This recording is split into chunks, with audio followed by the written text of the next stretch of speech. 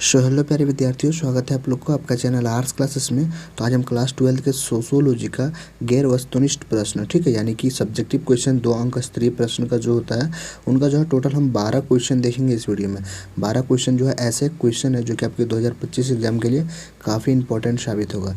तो जो है एक भी क्वेश्चन मिस ना करें, बल्कि जो है अच्छे से तैयारी करें आप, ताकि जो है सब्जेक्टिव क्वेश्चन एक भी आपसे नहीं छूटेगा।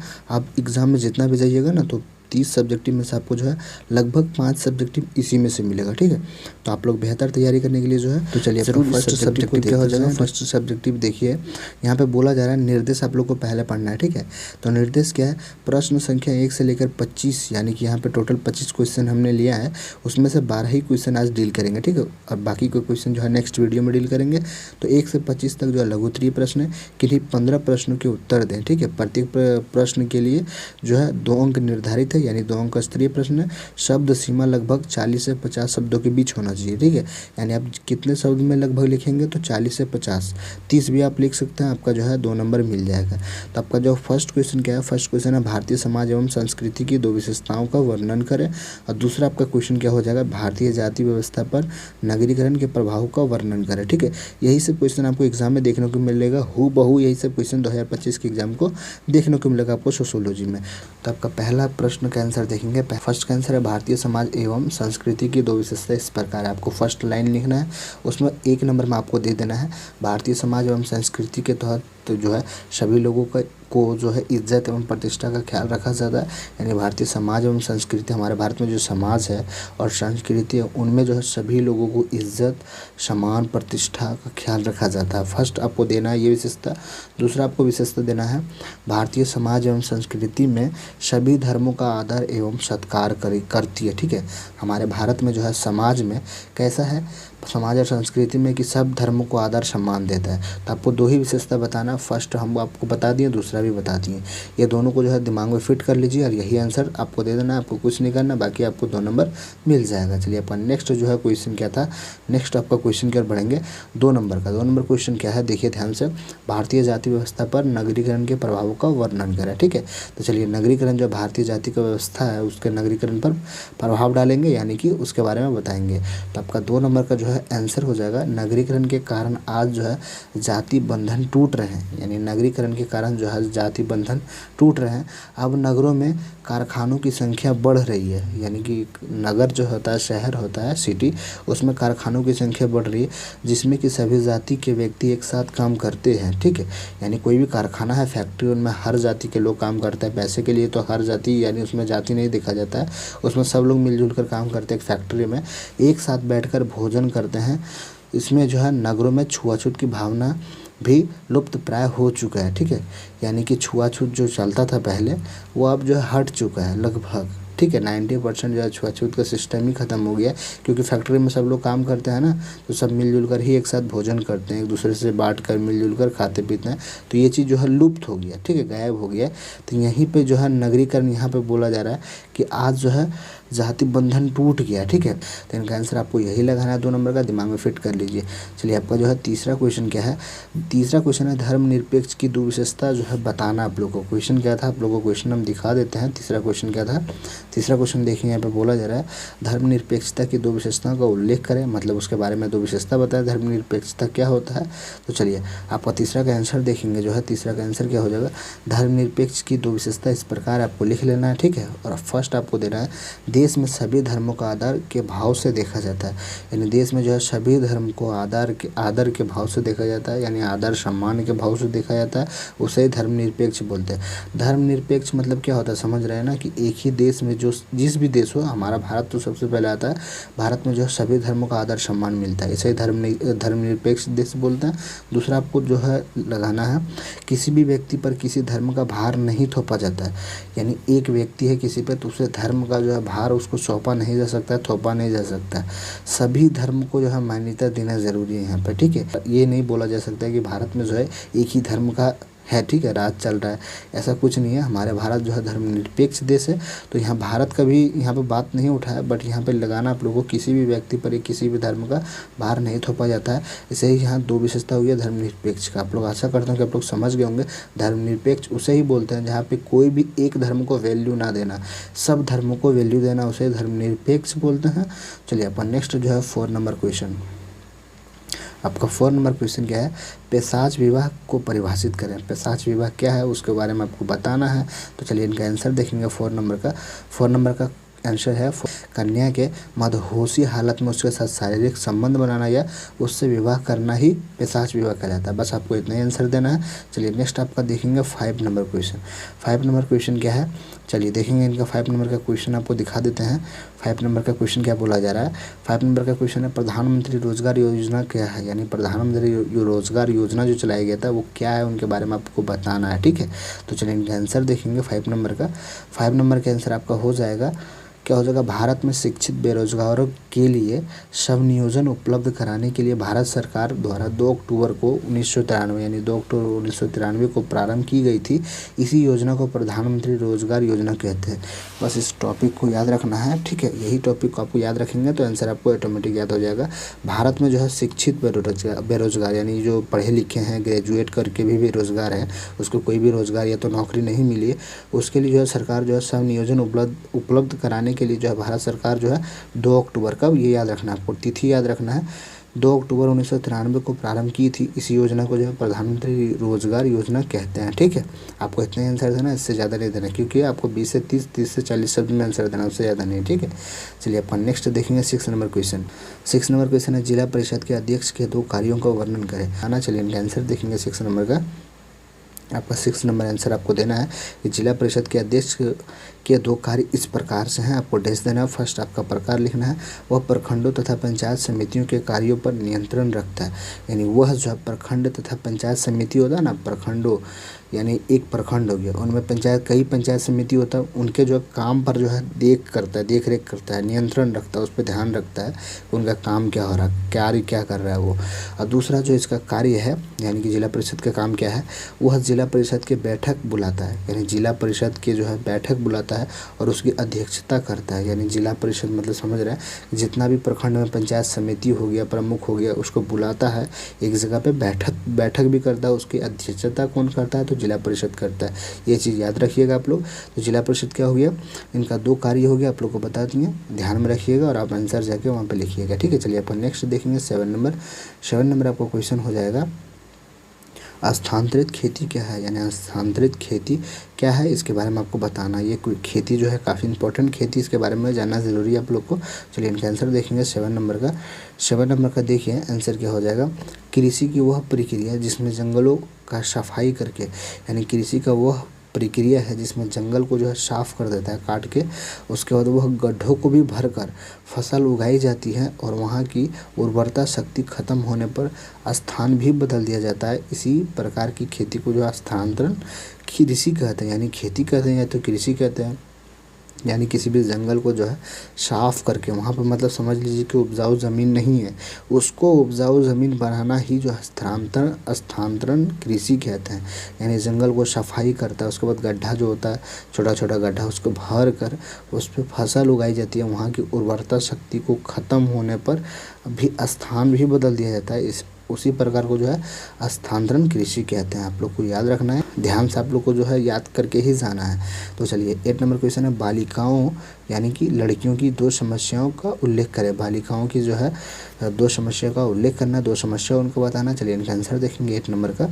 आपका 8 नंबर का आंसर क्या हो जाएगा, आपको लिखना है पहले बालिकाओं की 2 समस्या इस प्रकार से है। फर्स्ट आपको समस्या लिखना है लिंगीय आधार पर असमानता का दंश झेलना। दूसरा आपको समस्या लिखना है विवाह के समय दान दहेज जैसे कुरीतियों का सामना करना, यानी विवाह के समय जो है बालिकाओं को, लड़कियों को अक्सर जो है दहेज का जो है सिस्टम से झेलना पड़ता है, उसको बहुत तकलीफ पहुंचता है। किसी मिडिल क्लास फैमिली से रहता है तो उसको बहुत काफ़ी होता है ना तकलीफ़, पैसों के मामले में तकलीफ़ तो पहुंचता ही है, तो ये बहुत बड़ी समस्या हुआ उनका। और दूसरा जो है लिंगीय आधार पर असमानता का भेदभाव झेलना, ये भी एक बहुत बड़ी समस्या है, ठीक है। यही 2 समस्या आपको लिखना है एग्ज़ाम में। चलिए आपका 9 नंबर क्वेश्चन क्या हो जाएगा, मुख्यमंत्री साइकिल योजना क्या है। देखिए काफ़ी इंपॉर्टेंट क्वेश्चन है, हर विद्यार्थी को पता होगा कि साइकिल योजना क्या है। आप लोग क्लास 9th में पढ़ के आए होंगे 12th में, तो 9th में आपको जो है सरकारी गवर्नमेंट स्कूल में आपको साइकिल योजना दिया गया होगा। साइकिल का पैसा 2500 रुपया दिया गया होगा साइकिल खरीदने के लिए। लेकिन आप लोग लगभग जो है साइकिल खरीदे नहीं होंगे, जो पैसा है वो कुछ ना कुछ यूज़ कर लिए होंगे, ठीक है। तो लेकिन आपको जो है मुख्यमंत्री साइकिल योजना ज़रूर 9th क्लास में दिया गया होगा। किसी किसी का छूट भी गया होगा, टीचर के कारण छूट जाता है, ठीक है। तो उसका कोई बात नहीं, अब तो छूटा आपका, लेकिन इसके बारे में जानना ज़रूरी है आप लोग कि मुख्यमंत्री साइकिल योजना क्या है। इसके बारे में आपको बताना भी ज़रूरी है 12th क्लास में। चलिए इनका आंसर देखेंगे 9 नंबर का। 9 नंबर क्वेश्चन का आंसर है, बिहार राज्य में कन्या यानी बालक, कन्या लड़की के लिए या तो बालक के लिए उत्थान योजना के तहत राज्य सरकार के अंतर्गत पढ़ने वाले सभी छात्र एवं छात्राओं को यानी लड़के एवं लड़कियों को नवम वर्ग यानी नवम वर्ग मतलब होता है 9th क्लास में साइकिल योजना के तहत साइकिल खरीदने के लिए उसके खाते में पैसा दिया जाता है। इसी योजना को साइकिल योजना कहते हैं। आप लोग तो आराम से इसका आंसर दे सकेंगे। ये क्वेश्चन की बताने के लिए या तो याद करने के लिए कोई आवश्यक नहीं है, आप लोग दिमाग में ऐसे भी याद होगा, ठीक है। चलिए आपका देखेंगे अगला क्वेश्चन जो है 10 नंबर का। 10 नंबर आपका क्वेश्चन है, देवर विवाह से आप क्या समझते हैं। इसके बारे में आप लोग को बताना है कि देवर विवाह क्या है, ठीक है। ये सभी क्वेश्चन आपको देखने को मिलेगा एग्जाम में। तो देखिए 10 नंबर का आंसर हो जाएगा, अगर किसी व्यक्ति का कोई संतान ना हो और उसकी मृत्यु हो जाए, यानी किसी भी व्यक्ति का उसका संतान कोई भी ना हो, ठीक है ना, बेटा बेटी कुछ भी ना हो, उसकी मृत्यु हो जाए तो उसके छोटे भाई अपने भाई के वंश को चलाने के लिए, ठीक है, वंश को चलाने के लिए अपने भाभी से शादी कर लेता। तो इस प्रकार की शादी को देवर विवाह कहते हैं, ठीक है। काफ़ी सिंपल क्वेश्चन था, इनका आंसर आप दे सकेंगे, ठीक है। चलिए आपका 11 नंबर क्वेश्चन देखेंगे। 11 नंबर क्वेश्चन काफ़ी वीवीआई क्वेश्चन इसे बोल सकते हैं, वेरी वेरी इंपॉर्टेंट क्वेश्चन आपके 2025 एग्जाम के लिए इंपॉर्टेंट साबित होगा। काला धन क्या है। आप लोग अगर कभी भी ज़रूर सुने होंगे कि काला धन मतलब समझ रहे होंगे, आप लोग भी जानते होंगे कि जो कि गैर कानूनी होता है, ठीक है, यानी कि गलत तरीके से उसे कमाया जाता है, लिया जाता है, यूज़ किया जाता है, तो सही काला धन बोलते हैं। ये अपना भाषा हो गया, लेकिन किताबी भाषा हम लोग को समझना ज़रूरी है, उसके आधार पर ही हमको 2 नंबर मिलने वाला है। तो चलिए इनका आंसर देखेंगे 11 नंबर का। 11 नंबर का आंसर हो जाएगा, देश में अवैध तरीक़ों से यानी गलत तरीक़ों से या बिना सरकार को कर दिए अर्जित, ठीक है, कर मतलब होता है टैक्स, ठीक है, टैक्स को नहीं भरे धन को ही काला धन कहते हैं। यानी कि अगर देश में जो है गलत तरीके से या तो बिना सरकार को टैक्स दिए धन को जो है काला धन ही कहते हैं, ठीक है। अगर सरकार को टैक्स देंगे और सही तरीके से वो पैसे को यूज़ कर लाएंगे आप, ठीक है, नहीं तो बिना सरकार से छुपा कर लेकर आएंगे, कहीं भी पैसा को साइड रखेंगे, करोड़ 2 करोड़ रुपया, तो वो काला धन के ही अंदर माना जाएगा, ठीक है। तो इनका काला धन आप लोग समझ गए होंगे। काफ़ी शॉर्ट आंसर था, ज़रूरी नहीं है कि आप लोग को 40 शब्द में ही खींचना है। अगर आंसर आपको मतलब शॉर्ट आंसर दिख रहा है, छोटा आंसर दिख रहा है, तो आप 2 शब्दों में छोटा आंसर दिख रहा है, उसका सटीक आंसर दिख रहा है, तो आप 2 शब्दों में ही लिख दीजिए। ये नहीं हम बोल दिए कि आप लोगों की 40 शब्द वहाँ लिख दिया है कि 40 शब्दों में ही आंसर देना है, लगभग ये बोला गया वहाँ कि 40 शब्द से 50 शब्द में लगभग आप आंसर दीजिए, उससे बड़ा मत दीजिए, और ना तो उससे छोटा भी देने की कोशिश कीजिए। लेकिन अगर मेरा जो है सटीक आंसर 2 ही शब्द में आ रहा है, तो हम क्यों ना 2 ही शब्द देंगे। तो यहाँ पे देखिए काफ़ी ईजी आंसर दिया गया था एक ही लाइन में, तो लगभग 10 से 12 शब्द होगा, इतना में ही आंसर मिल गया। इनका करेक्ट है तो हमको 2 नंबर मिल जाएगा, ठीक है। ये नहीं है कि पूरा कॉपी भर दीजिए 1 पेज और सोच लेंगे हमको तो मिल जाएगा 2 नंबर, ऐसा कुछ नहीं है, आपका भी नंबर कट सकता है। तो ध्यानपूर्वक जो है आप लोग क्वेश्चन के आंसर ज़रूर भरेंगे, क्योंकि सब्जेक्टिव काफ़ी इंपॉर्टेंट होता है। उसको जो अगर सही कर देते हैं तो आपका रिजल्ट बेस्ट तरीके से अच्छा आता है रिजल्ट। तो आप लोग जो है सब्जेक्टिव पे फोकस कीजिए। ऑब्जेक्टिव तो रटने का है, रट भी सकते हैं, सब्जेक्टिव को रटने का नहीं है बल्कि समझने का और लिखने का ज़्यादा प्रयास करेंगे तो ज़्यादा जितना एक्सपीरियंस होगा उतना अच्छा रिजल्ट आएगा आपका। चलिए आपका जो है लास्ट क्वेश्चन देखेंगे 12 नंबर का। के सांप्रदायिकता की अवधारणाओं को स्पष्ट करें। चलिए इनका आंसर देखेंगे 12 नंबर का। 12 नंबर का लास्ट आंसर जो हो जाएगा संप्रदायवाद। इसके बारे में आपको समझाए थे पहले भी, पिछली वीडियो अगर जो भी नहीं देखेंगे विद्यार्थियों उसमें भी हम ये क्वेश्चन को डील करा चुके हैं। संप्रदायवाद संकीर्ण तथा कट्टरवादी मानसिकता का सूचक है। यानी संप्रदायवाद एक ऐसी सोच है इंसान के अंदर जो कट्टरवादी, झगड़ालू, मानसिक, मतलब दिमाग में जो है कट्टरवादी ही आपके दिमाग में गूंजेगा। यानी कि किसी का खिलाफ जो है लड़ाई ही के बारे में सोचेंगे आप, उसे ही संप्रदायवाद कहते हैं। लोकतंत्र के लिए जो है काफ़ी घातक साबित हो सकता है। भारत में धार्मिक कट्टरता यानी भारत में जो है धार्मिक धर्म के आधार पर कट्टरता तथा संकीर्णता, साधारणता और शिक्षा जागरूक की कमी, यानी कि जो है शिक्षा की जो है जागरूक होने की कमी के कारण जो है ये सब ज़्यादा फैलता है। यानी आपके पास नॉलेज बहुत कम, देखते हैं ना कहीं कहीं पढ़ाई लिखाई बहुत कम चलता है, वहाँ पे कट्टरपंथी बहुत ज़्यादा चलता है, गुंडागिरी बहुत ज़्यादा चलता है।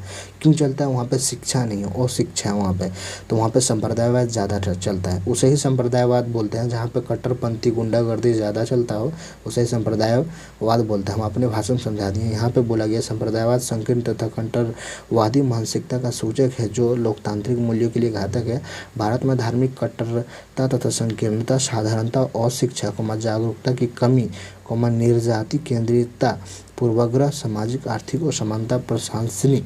ठीक है, इतना ही आप लोग को आंसर देना है। अगर शॉर्ट आंसर हम बताएं तो आपको लिखना है संप्रदायवाद उसे कहते हैं जहाँ पे शिक्षा की कमी हो, यानी शिक्षा का अभाव हो, शिक्षित ना हो, इतना लिखना आप लोग को, शिक्षा की अभाव हो और वहाँ पे कट्टरपंथी चलता हो, गुंडागिरी चलता हो, दादागिरी चलता हो, उसे ही संप्रदायवाद कहते हैं।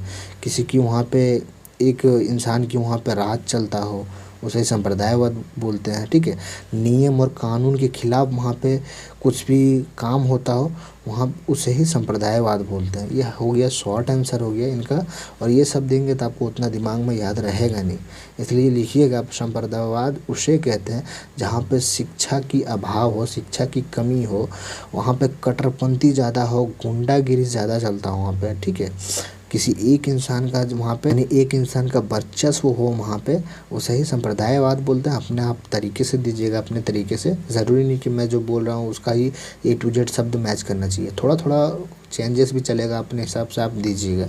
ठीक है, तो देखिए आज जो है हम इस वीडियो में 12 क्वेश्चन का यानी 12 सब्जेक्टिव क्वेश्चन 2 अंक स्तरीय प्रश्न का जो है सॉल्यूशन हम बता दिए आप लोग को। आशा करता हूँ कि आप लोग को जो है सारा सॉल्यूशन समझ आया होगा। अगर एक भी आंसर में आप लोग को अगर कन्फ्यूज़न है तो आप लोग ज़रूर कमेंट करके बताएं कि इस नंबर का क्वेश्चन हमें जो है अभी तक फ्रेश समझ नहीं आया, तो हम कोशिश करेंगे कि आपको अगले वीडियो में वही क्वेश्चन को दोबारा रिपीट करके अच्छे से हम समझा देंगे। और अगर आप लोग जो है 13 नंबर से लेकर 20 यानी 28 तक है ना, कितना है क्वेश्चन देख लेते हैं, आप लोग को दिखा देते हैं। 25 तक है। अगर 25 तक का जो है आप लोग को सब्जेक्टिव वीडियो चाहिए तो आप लोग जो है नेक्स्ट वीडियो देखने के लिए जो है चैनल को ज़रूर सब्सक्राइब कर लेंगे। आर्ट्स क्लासेस चैनल के नाम है। इस पर जो ऑल सब्जेक्ट यानी कि आप कौन कौन सा सब्जेक्ट लिए वो भी कमेंट करके बता दीजिएगा। हम sociology, home science, history, political science, geography, ये सब का जो है सब्जेक्टिव एंड ऑब्जेक्टिव क्वेश्चन जो है रेगुलर इसका जो है क्लास कराते रहते हैं, सब्जेक्टिव एंड ऑब्जेक्टिव का। तो कोशिश करेंगे कि आप लोग को जो है बेहतर से बेहतर तैयारी हम करा सकें, अच्छा जो है सब्जेक्टिव में अच्छे मार्क्स ला सकें आप। तो ठीक है, मिलते हैं अगले वीडियो में, तब तक के लिए जय हिंद, जय भारत।